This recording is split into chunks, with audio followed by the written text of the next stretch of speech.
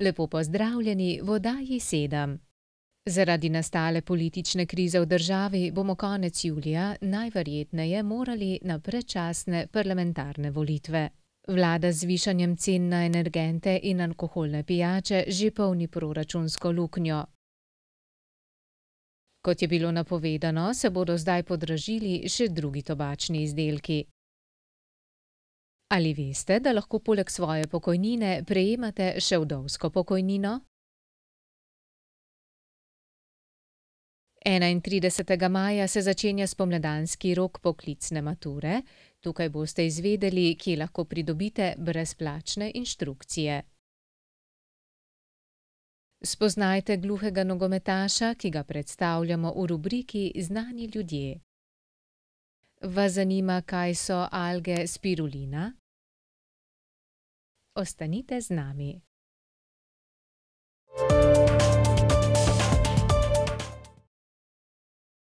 Zaradi padca nepremičninskega zakona je morala vlada poiskati nove vire za polnjenje proračuna.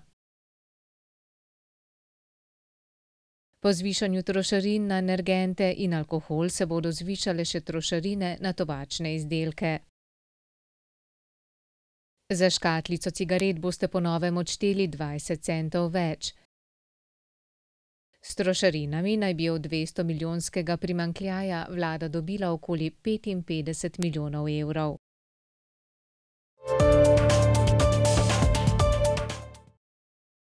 Vdovska pokojnina je pokojninski prejemek, ki pripada preživelemu zakonskemu partnerju.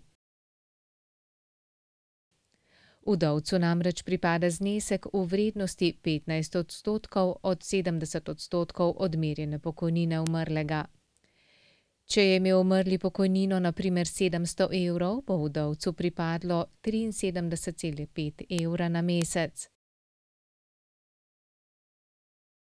Ta znesek dodatka k pokojnini trenutno ne sme presegati 88 evrov na mesec. Postopek za uveljavljanje pravice do vdovske pokojnine se začne na zahtevo vdove ali vdovca. Zahtevo je potrebno poslati na Zavod za pokojninsko in invalidsko zavarovanje, kjer je odločba o priznanju do vdovske pokojnine rešena v največ 2 mesecih od vložitve zahtevka.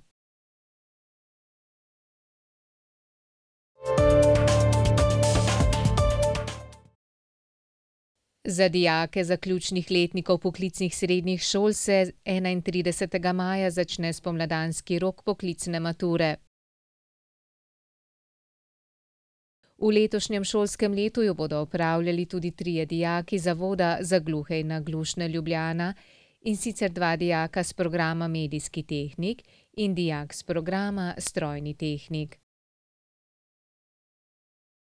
Na poklicni maturi dijaki opravljajo obvezni izpit iz slovenščine in enega splošnega izbirnega predmeta, matematike ali tujega jezika. En dijak Zavoda se je odločil za izpit iz angleščine, 2 pa sta izbrala matematiko. Poleg tega morajo dijaki opravljati še izpit iz strokovnega predmeta, strojništva ali medijske tehnike in pripraviti projektno nalogo. Priprave na poklicno maturo, ki si jih bomo v kratkem tudi ogledali, že potekajo.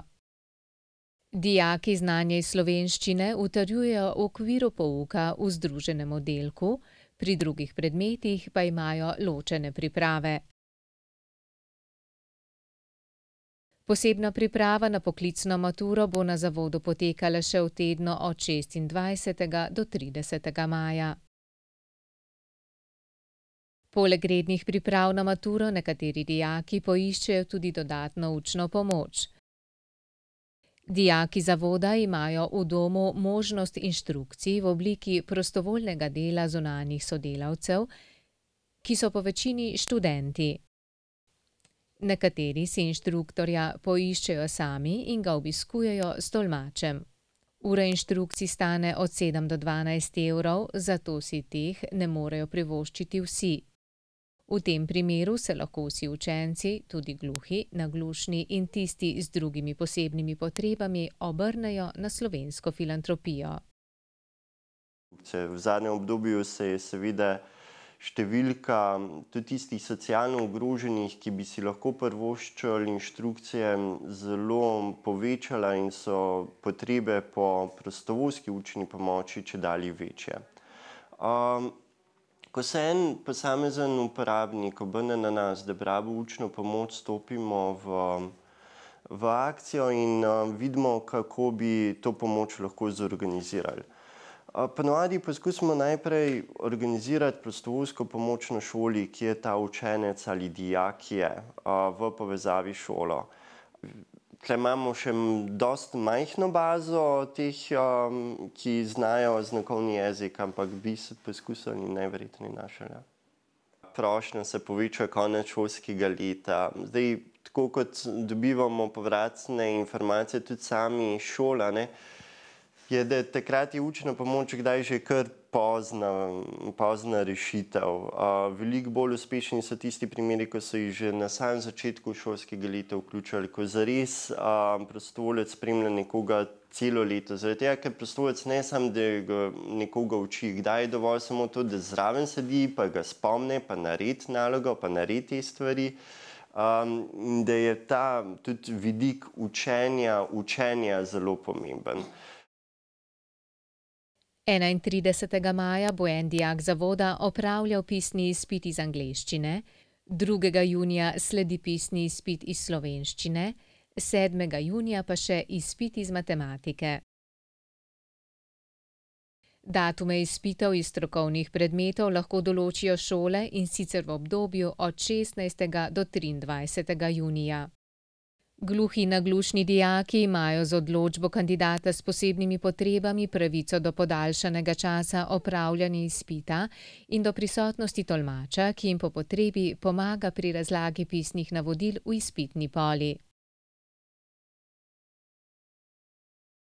Tolmač je prisoten tudi na ustnih izpitih, ki jih dijaki opravljajo v znakovnem jeziku. Ustnega izpita in slušnega dela izpita pri slovenščini in angleščini so gluhi maturantje oproščeni. Kandidati bodo z uspehom pri poklicni maturi seznanjeni 7. julija.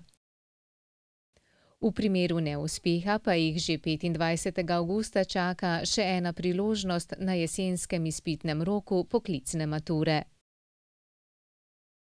Stiskamo pesti za maturante in ne pozabimo: več znaš, več veljaš.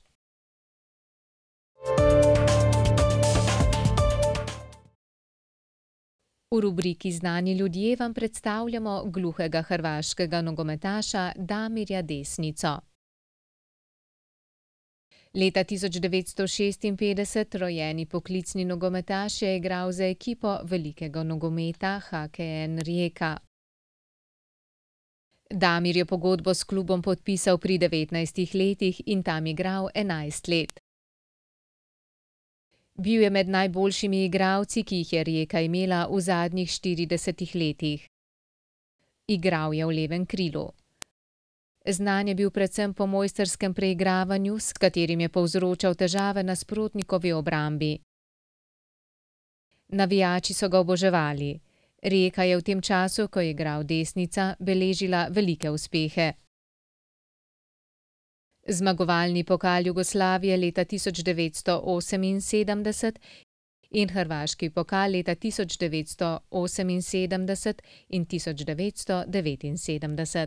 Leta 1979 je Rijeka tekmovala tudi proti takratni češkoslovaški ekipi Lokomotiv Košice za evropski pokal zmagovalcev. Damir Desnica je s svojim hat-trikom ekipo popeljal do zmage. Igral je tudi proti klubu Real Madrid. Na tej tekmi so ga sodniki izključili zaradi 2 rumenih kartonov. Prvi rumeni karton je dobil, ker je nadaljeval igro, ko ni slišal sodnikovega žvižga piščalke. Drugi rumeni karton pa zaradi ugovarjanja. Igral je tudi za jugoslovansko reprezentanco in postal prvi gluhi nogometaš v tej reprezentanci. Leta 1978 je za svojo reprezentanco dosegel edini gol proti reprezentanci Romunije. Leta 1985 je Desnica prekinil pogodbo z Rijeko in podpisal pogodbo z belgijskim klubom KV Kortrijk, kjer je igral 5 let v 109 tekmah in dosegel 19 golov.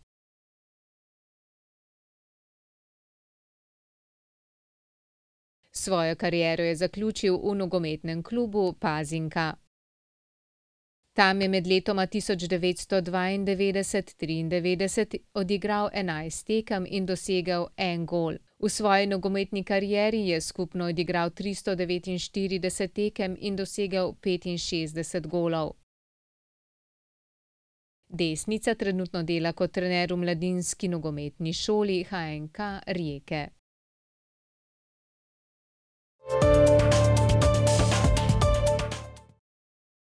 V rubriki Superživila vam predstavljamo alge spirulina. Alga spirulina je zeleno bogastvo narave, imenovana tudi zelena kri, ker je sestava ene molekule zelo podobna molekuli hemoglobina v naši krvi. Vsebuje visoke količine gamma-linolenske kisline, vitaminov B, A, E, od 55 do 72% beljakovin, mineralov in vlaknin. Spirulina zelo ugodno vpliva na črevesje, prebavo, daje ogromno energije, ima veliko beljakovin, primeren za športnike, otroke v odraščanju, starostnike.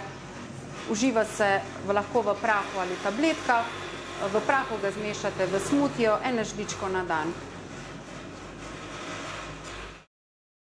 Spirulina deluje kot antioksidant, znižuje tveganje za nastanek rakavih obolenj, ima močan čistilni učinek, razvija črevesno floro, ureja presnovo, znižuje krvni pritisk, preprečuje anemijo, lajša stres, pozitivno vpliva na različne alergije in še marsikaj. Spirulino prodajajo v prahu ali v kapsulah. V manjših pakiranjih do 100 gramov je cena od 7 evrov naprej. Dobite jo v vseh večjih trgovinah, v trgovinah z zdravo in ekološko prehrano in lekarnah.